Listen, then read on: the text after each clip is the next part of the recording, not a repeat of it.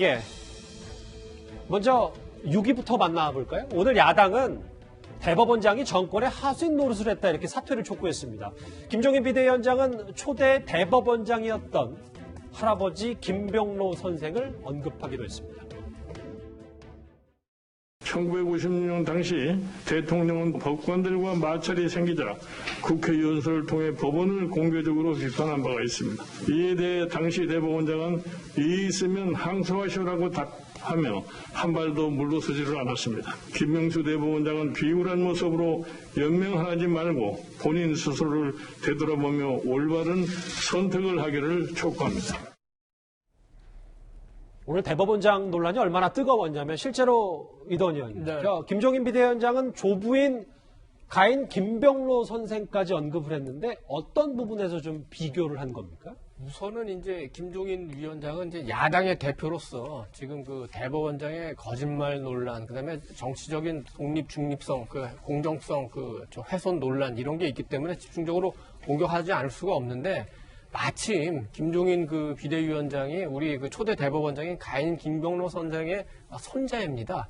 근데 그 김병로 그 선생이 초대 대법원장으로서 그 법원의 독립을 지키기 위해서 굉장히 노력을 많이 했습니다. 그러니까 예를 들어서 아까 이제 그 김 위원장이 그 얘기를 하는 1956년에 그 이승만 대통령이 발췌견을 시도했는데 그걸 법원에서 불법이라고 그 판결을 했습니다. 그거에 대해서 이승만 대통령이 국회에 와서 강하게 비난을 하니까 김병로 그 대법원장이 한 말씀이 그렇게 불만이 많으면 항소를 해라. 이렇게 딱 끊어버렸습니다. 그만큼 권력과의 관계를 유지했던 거죠. 거기에 비하면은 김명수 지금 대법원장이, 김병로 대법원장의 그런 그 독립적인 어떤 중립적인 공정한 이런 가치를 지키고 있느냐. 그걸 정면으로 제기를 한 겁니다. 예. 여기에 대해서 조영 원내대표는요, 김명수 대법원장의 거짓 해명을 두고 형사 고발까지 검토하고 있습니다. 대법원장으로서는 거짓말에 더해서 허위 공문서 작성에 그다음에 직권 남용 혐의까지 있어서 대단히 부적절한데 본인이 책임을 지고 거취를 결정해 줄 것을 바라고 그 이후의 절차는 당내에서 논의하고 있다고 말씀드립니다. 들으신 것처럼 야당에서는요, 허위 공문서 작성에 직권 남용 혐의까지 대단히 부적절하다.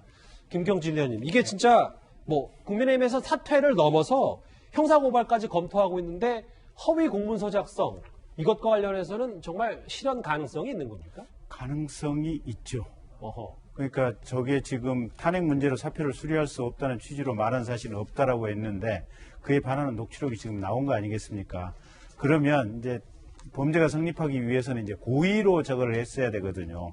근데 아까 지금 본인 말씀은 9개월이라고 하는 시간이 지나서 일시적으로 지금 기억이 헛갈려서 지금 그렇게 답변을 했다라고 얘기를 하는데 정말 시간 때문에 일시적으로 기억이 헛갈려서 지금 그렇게 얘기를 하신 건지 아니면 저 답변 내용이 기억은 머릿속에 명확한데 일부러 지금 거짓을 얘기한 것인지 거기에 따라서 허위 공문서 작성이 되느냐 안 되느냐가 갈림길에 있는 거고요. 네. 어쨌든 지금 외견상으로는 성립할 가능성이 일정 정도는 있어 보인다라는 거고 두 번째는 이제 사표 수리 안 한 것이 지금 직권남용이다 이제 이런 얘기가 있는데 사표를 충분히 수리할 수 있었음에도 반려한 것. 그것도 사표 수리할 의무가 있느냐 없느냐 이제 이 부분인데 통상적으로 생각을 하면 이게 이제 어떻게 보면 아까 이도훈 의원님 말씀하신 대로 심신장애가 있다든지 이런 상황은 사표를 수리해 줘야 되는 건 맞는데 네. 또 반대 상황으로 보면 지금 정기 인사 시즌이 아니니까 사실은 사표 수리를 안 했다. 또 한 가지는 사실은 어떤 형사사건에 걸려있는 경우에는 징계 절차가 완료되기 전까지는 지금 사표 수리가 안 되도록 돼 있거든요. 근데 그 야구선수와 관련된 부분에 대해서는 이제 징계가 있었는데 이 산케이 기자 관련해가지고 이게 어떻게 보면 이 기사를 이제 판결문을 이렇게 쓰라 저렇게 쓰라라고 했던 부분과 관련해서는 1심에서 무죄 판결을 받긴 했었지만 네. 형사사건은 계속해서 진행 중이었고 그 건과 관련해서 징계 절차는 아직 안 나갔던 것 같아요. 그걸 감안하면 역시 지금 사표 수리를 해야 될 책무가 없는 것으로 봐야 되는 것이 아니냐. 그래서 이 사표 수리 책무가 있느냐 없느냐 그 부분 가지고 지금 직권남용 여부가 가구가 될 거고 허위 공문서 작성은 이름 저게 고의가 있느냐 없느냐 의도적으로 거짓말을 했느냐 안 했느냐 의도성을 가지고 이게 어떻게 보면 범죄 성립 여부가 결정이 될 것 같습니다. 그러니까 야당이 제기한 야당 원내대표 얘기한 허위 공문서 작성에 대해서 형사고발 이거는 실현 가능성이 어느 정도 있다 뭐 이런 말씀이시죠. 턱없는 고발은 아니다. 턱없는 고발은 아니다. 알겠습니다. 야당의 입장은 이렇고요. 사실 오전 내내 시끄러웠던 이 녹음 파일의 파장에도 민주당은 오전부터 국회 본회의에서 임성근 부장판사에 대한 탄핵소추안 강행 처리를 예고했습니다. 오늘 민주당은 헌법을 위반한 임성근 판사에 대한 탄핵 표결로 헌법이 국회에 부여한 책임을 다하도록 하겠습니다. 국회가 임성근 판사에 대해 탄핵을 가결하지 않는다면 앞으로 재판을 받는 국민들은 담당 판사에게 억울함을 호소할 게 아니라 인사권자나 상급 판사들에게 뒷거래를 시도해야 한다는 절망감에 빠질 것입니다. 저런 오전 발언 이후에 국회 본회의에서 표결에 붙여졌습니다. 그리고 헌정사상 처음으로 법권 탄핵 절차가 밟아졌습니다.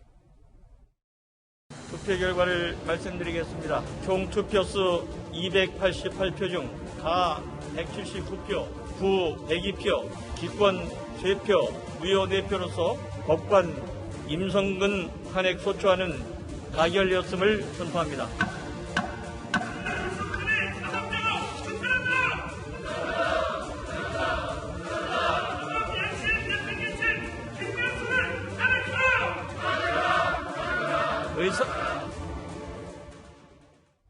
김관욱 교수님. 네. 찬성 179표더라고요. 헌정사상 처음으로 판사 탄핵이 됐습니다. 소추안이 발의가 됐어요. 161명이 공동 발의한 겁니다. 그래서 뭐 거의 범여권이 총출동해가지고 찬성표를 한 것이고요. 저는 이 부분이 이제 소추는 됐지만 사실은 탄핵이 될 가능성은 그렇게 크지 않다고 봅니다. 이게 이제 헌재로 가죠. 헌재 가면 6명 이상이 이제 찬성을 해야 되는데 지금 임 부장판사 임기가 2월 28일로 끝나요. 그러면 지금 감안하면 20 며칠 동안 그거를 이제 이 심사를 해야 되는 것인데 논의를 해야 되는데 헌재에서 그것이 충분한가? 사실상 그렇게 한 달도 안 돼가지고 이것을 특히나 이제 역사상 처음 있는 이 판사 탄핵인데 이 부분을 할 수 있을까? 만약 그 시간이 넘어가면 이제 사실은 각하 처리가 되니까 사실상 탄핵은 물 건너가는 그런 부분이 돼 있다라고 보는 건데 저는 이 투표의 과정 속에서 이제 국회에서 179명의 찬성의 문제가 아니라 국민의힘당이 전적으로 반대를 했다는 것이 눈길이 가요. 국민의힘이요. 예, 국민의힘당이 전적으로 102명이 반대를 합니다. 그러면 반대한 의미를 국민들은 어떻게 해석하냐면, 그러면 재판부의 어떤 판결에 외부가 개입해도 되는 것이냐, 즉 재판부의 독립성이 침해받아도 되는 것이냐는 것을 사실은 인정한다고 생각할 수도 있는 거거든요. 그래서 반대를 하더라도 뭐가 잘못돼서 반대를 하는지 그 부분을 국민의힘당이 명확하게 하지 않는 한 언제든지 사법부의 어떤 재판에 외부가 개입할 수 있는 것을 허용하는 당 그런 이미지 씌울 수 있습니다. 그래서 이 부분에 대해서는 좀 명확히 할 필요가 있겠다 이렇게 생각합니다. 예. 그러니까 국민의힘은 사법부를 겁박하고 있다 여당이 얘기하고 있는데 김관욱 교수님 일단 이거에 대해서는 다 반대를 던지는 것 자체가 부적절하다 이렇게 보시는 거예요. 그러니까 반대할 수 있습니다. 그런데 이유가 사실은 이 재판부 개입이라는 거 헌법에 보장된 부분에 대해서 사실은 이 부분을 반대를 하는 것인지 아니면 뭐 다른 이유인지 좀 명확히 할 필요가 있겠다 이 말이죠. 예. 그러니까 우리가 왜 임성근 부장판사가 탄핵을 당했는지도 조금 짚고 넘어가야 될 것 같습니다. 이제 중요한 게 산케이 신문 사건이 근데 오승환 선수 사건인데 산케이 같은 경우에는 세월호 7시간 동안 박근혜 전 대통령이 누군가와 데이트를 했다 이런 그 얘기가 과연 이게 명예훼손이냐 아니냐 이 문제였는데 이제 임성근 판사가 그건 명예훼손이 맞지 않느냐 해서 그 판사가 그 부분은 담았던 것 같고 또 오승환 그 투수 관련해서는 메이저리그에서 일을 하고 있었기 때문에 빨리 판결을 내려줘야지 가든 못 가든 할 거 아니냐 이제 이 문제였습니다. 그럼 이 두 가지 문제가 과연 그 탄핵을 할 정도로 중대한 잘못이냐. 그러니까 노무현 전 대통령을 국회에서 탄핵 소추했을 때 헌재 그 판결문에 보면은 위헌적인 건 맞다. 노무현 대통령의 발언이 부적절하고 선거법 위반 소지가 있고 굉장히 위헌적 소지가 있다. 그러나 탄핵을 당할 정도로 중대한 잘못은 아니다. 이렇게 해서 기각을 한 겁니다. 예. 그래서 임성근 판사가 한 그 행동이 잘못하고 위헌적이지만 탄핵을 당할 정도로 그렇게 잘못한 것이냐. 특히 그 산케이 기사가 명예훼손이냐 아니냐 이 부분은 당시에도 여러 가지 논란이 있었고 기사가 부정확할 뿐만 아니라 그 언론인들이 보기에는 한일 관계에서 박근혜 대통령이 아베 그 총리에 대해서 너무 심하게 한다고 일본 특히 그 우우 성향이 굉장히 강한 산케이 신문에서 일부러 그렇게 썼다는 평가도 많았기 때문에 예. 그런 전반의 사항을 갖고 우리 국민이 판단해 주시기 바랍니다. 일단 국회에서 판사 탄핵안은 강행 처리가 돼서 이제 공은 헌법재판소로 넘어갔습니다. 근데 이 얘기를 짧게만 짚고 가야 될 것 같아요. 장혜철 평론가님. 아까 야당에서는 이 대법원장의 거짓 해명, 거짓말에 대해서 정권의 하수인 노릇을 했다 이렇게 얘기했거든요. 여당에는 오늘 그렇게 이렇다 할 반응들은 없었는데 그러면서도 우상호 의원은 자신의 거취를 의논하라고 한 자리에서 대법원장과 대화를 녹음해 공개하는 수준의 부장판사라면 역시 탄핵해야 되는 게 맞는다고 생각한다. 이런 발언을 했습니다. 우상호 의원 최근 여러 전국 현안에 대한 발언들이 굉장히 세요. 저는 이게 서울시장 당내 경선과 무관하지 않다고 생각을 합니다. 근데 이 발언에 대해서 평가를 해보자면 이게 고의든 아니든 김명수 대법원장이 거짓말을 한 셈인데 만약 임 부장판사가 녹취를 안 했다면 이 거짓말이 그대로 진실로 둔갑될 수도 있었습니다. 이 거짓말 때문에 사실 녹취의 정당성이 저는 어느 정도 확보됐다고 보여지고요. 또 한편으로는 그만큼 대법원장이 본인의 대법원 임기를 하면서 사법부 내부 구성원들에게 신뢰를 받지 못했기 때문에 오죽하면 대화할 때 녹취를 하겠느냐. 만약 사법부 구성원들에게 두루두루 신뢰를 받고 특정 정파에 치우치지 않았다는 평가를 받았다면 예. 대법원장이 사법부 구성원들을 지켜주는 대법원장이다. 이런 신뢰가 있었다면 녹취를 했겠습니까? 여기에 대해서는 김명수 대법원장도 본인의 그동안 활동이 야당에서 비판하는 것처럼 특정 정파나 우리법 연구회 출신 등 그런 특정 어떤 이념에 치우쳤던 것은 아닌가. 그랬기 때문에 구성원으로부터 이런 불신을 받은 것은 아닌가 한번 돌아볼 필요는 분명히 있다고 생각하고요.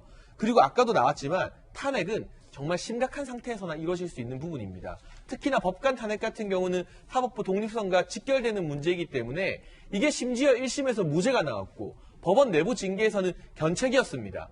이게 진짜 탄핵당할 정도의 문제라면 법원 내부에서 왜 견책 판결에 그칩니까? 예. 이미 파면이나 해임이 가능해져야 되죠. 법원 내부에서 해결하지 못한 문제를 국회에서 다시 한번 들추고 들어가는 것, 이 부분이 과연 상권분립 정신에 맞는 것인지도 한번 생각해볼 여지가 상당히 많다고 보여집니다. 오늘 하루 종일 논란이 뜨거웠던 김명수 대법원장의 거짓 해명 발언 저희가 정치권 분위기와 함께 하나하나 꼭 뜯어봤습니다.